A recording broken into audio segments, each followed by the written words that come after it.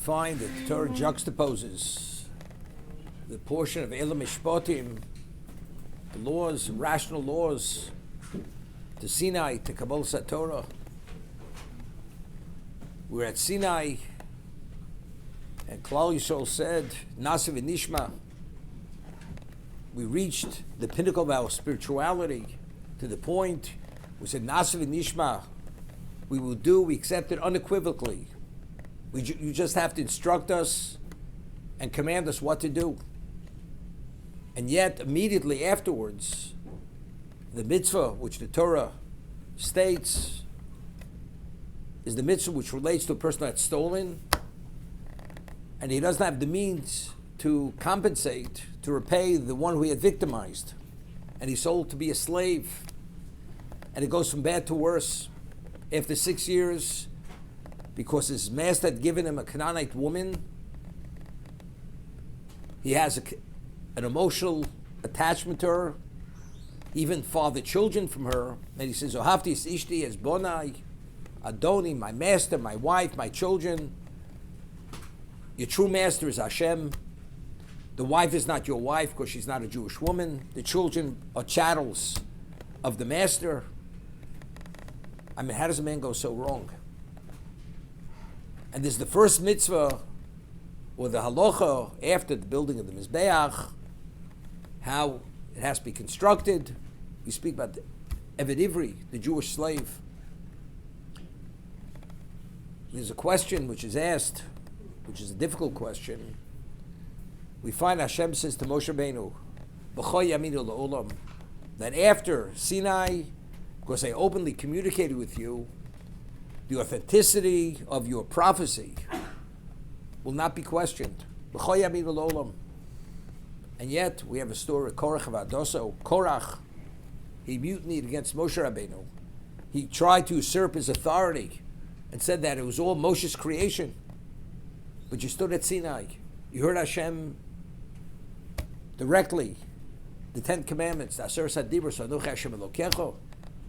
You've been spiritualized to such a degree. How do you go against Moshe Rabbeinu? Understanding who he is. So we see something phenomenal here. That even though a person is exposed to the ultimate level of spirituality, God's presence himself, and they all prophesied in the wake state, a person can have some degree of spiritual blockage, that despite that, it doesn't resonate, it's not internalized within the person. Something could set it off. Korach, it was an ego issue. He felt he was shortchanged. He should have been valued to a greater degree.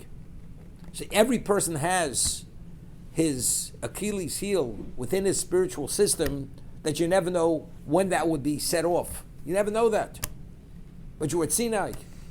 My Mashgiach Zecher Tzarek Livrocha once said, people say, if the Chafetz Chaim would live in our generation, we'd be different level of Jews, being exposed to such a special person. So he would say, could a person had a father better than Avram Avinu? A man who introduced God to existence, the Kedusha, his radiance, his values, the way he's disseminated Torah. But he had a Yishmael. Yishmael was a son, grew up in his home, and with all that level of exposure, Yoda Bakol Yad Kol Bo, he was a thief, he was a murderer. How's it possible? After such a level of exposure, such an upbringing, such a role model, one thing has nothing to do with another. So he used to say, if we would have a Chafetz Chaim, those who are good would be better. But those who have these spiritual shortcomings, they wouldn't be any different. They'd be the same, maybe even worse. That's what he used to say. Here at Sinai, you heard you shouldn't steal. Avodim la'avodim. You're permitted to do this, you're not permitted to do that. My master, my wife, my children. Neither is true. Well, I think it is. So what the Torah is forewarning us, that every one of us has to always be cognizant. We never know exactly where exactly we could actually short circuit within ourselves. And therefore we have to take every precaution and continuously shore up and strengthen ourselves. As the Gemara says, Divrei Torah tzrichin chizuk. We have to always strengthen ourselves in Torah, because Barasi Yitzhak Barasi Torah Tavlin, the only antidote to this is the study of Torah.